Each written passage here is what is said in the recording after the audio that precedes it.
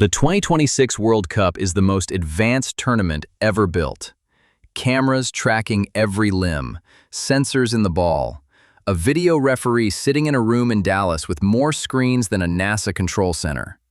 And in week one, when Switzerland were given a penalty against Qatar that hinged on the tightest of offside calls, the one graphic that is supposed to prove the machine got it right never appeared. FIFA's official explanation? A technical outage. A technical outage. Billions of dollars of technology, and at the decisive moment, the screen went dark.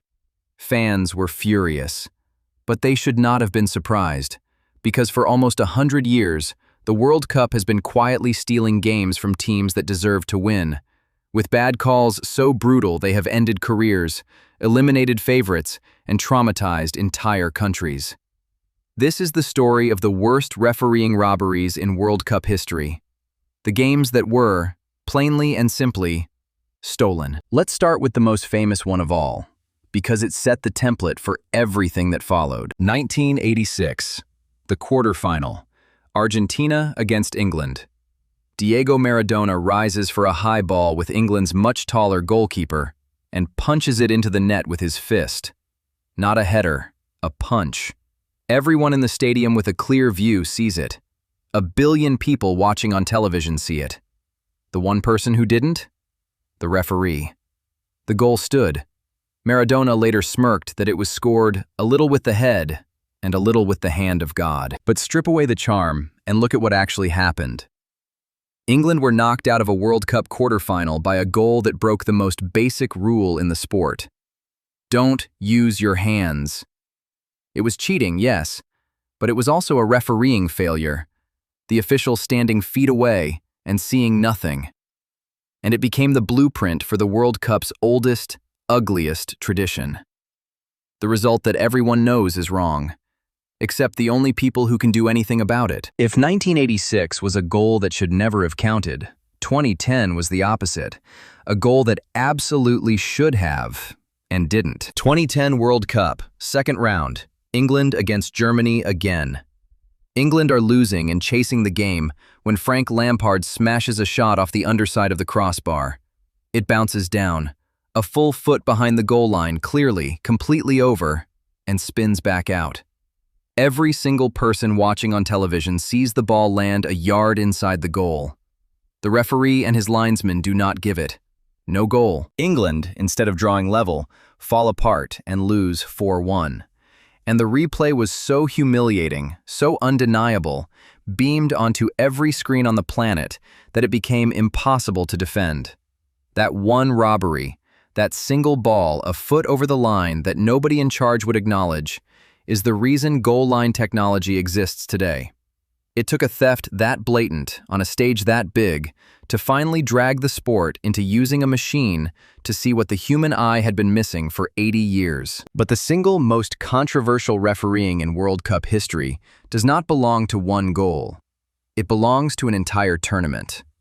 The 2002 World Cup, co-hosted by South Korea and Japan. And to this day, millions of people believe it was, quite simply, fixed. Here is why. South Korea, the co-hosts, went on an incredible run to the semifinals, and they did it by knocking out two of the biggest favorites in the tournament in 2 games so badly officiated that both are now studied as case files in how to steal a match. First, the round of 16, Italy against South Korea, refereed by an Ecuadorian named Byron Moreno. Where to even begin? He gave Korea a soft penalty early on. He ignored a blatant elbow to the face of an Italian player inside the Korean box. Then, in extra time, he sent off Italy's star Francesco Totti, a second yellow card for diving, when the replay shows he was clearly fouled. And then, to finish the job, he disallowed a perfectly good Italian golden goal winner for an offside that wasn't. Italy, one of the favorites for the whole tournament, were sent home. And they walked off convinced they had been robbed in broad daylight. And if you thought that was a one-off, the very next round did it again. South Korea's quarterfinal against Spain, this time with an Egyptian referee, Gamal Al-Gandour. Spain scored. Disallowed. Spain scored again. Disallowed again. for fouls and balls out of play that, on replay, simply were not. 2 clean goals, both wiped off, and Spain were knocked out on penalties. 2 giants of European football eliminated in consecutive rounds by 2 of the most baffling refereeing performances ever seen. The Italian press openly accused FIFA of letting the host nation be carried through to protect the tournament's success in a brand new market. And here is the part that turns this from a controversy into a genuinely wild story. Byron Moreno, the referee from the Italy game, his career collapsed afterwards. He was suspended. He quit. He briefly ran for political office. And years later, he was arrested at an airport in New York, trying to smuggle heroin strapped to his body, and went to prison. The man at the center of the most infamous robbery in World Cup history ended up behind bars. You could not make it up. And if you think a host nation getting the big calls was just a 2002 thing, it happened again. On the biggest possible stage. In the very first game of the 2014 World Cup, Brazil, the hosts, opening their home tournament against Croatia. The game was level, and the hosts needed something. When, in the 71st minute, the Brazilian striker Fred went down in the penalty box under the lightest possible touch from a Croatian defender. And when I say light, I mean the replay is almost comic. There is barely any contact at all, and Fred simply throws himself to the turf. The Japanese referee, Yuichi Nishimura, pointed straight to the spot. Brazil scored the penalty and went on to win 3-1 in front of the world on opening night. Croatia's manager said it best afterwards. "If that," he said, "is a penalty, then we can just stop playing football right now." The host nation, the showpiece game, the soft penalty that swung it. Football, once again, quietly helping the team it needed to keep happy. Now, not every robbery happens at the World Cup itself. Some of the cruelest happen at the door, deciding who even gets in. November 2009, a playoff to reach the 2010 World Cup. France against the Republic of Ireland. Deep into extra time, the ball is floated into the Irish box, and France's superstar, Thierry Henry, one of the most respected players in the world, controls it with his hand. Not once, twice. He handballs it, clear as day, and then crosses for the goal that sends France to the World Cup and knocks Ireland out. The referee, standing right there, gave the goal. A whole nation, Ireland, a country that lives and breathes football, that had done everything right over 2 legs, had its World Cup dream stolen by a handball that everyone on earth could see, except the one man who mattered.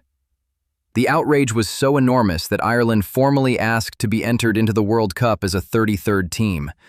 FIFA said no.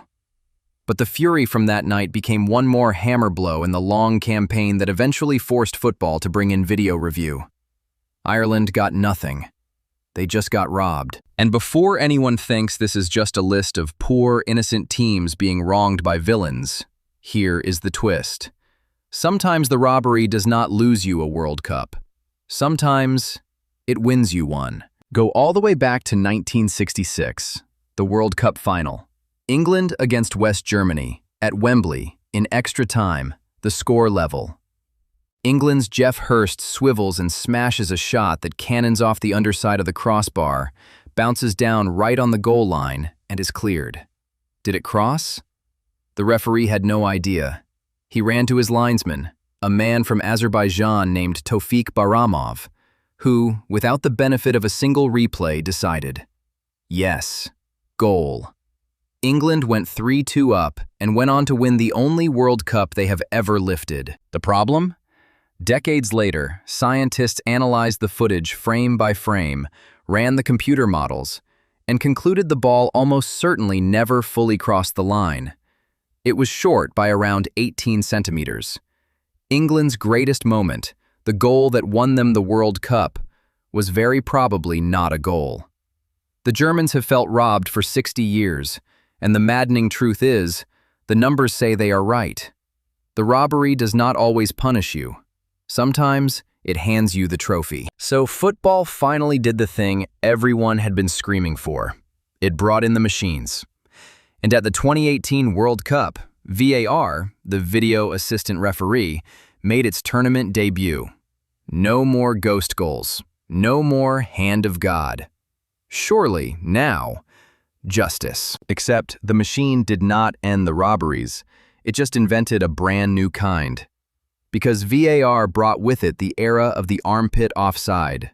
Beautiful, perfectly good goals, chalked off because a striker's shoulder, or a toe, or a stray bit of knee was a centimeter beyond the last defender. Lines drawn on a screen to disallow a goal that not one person in the stadium thought was offside.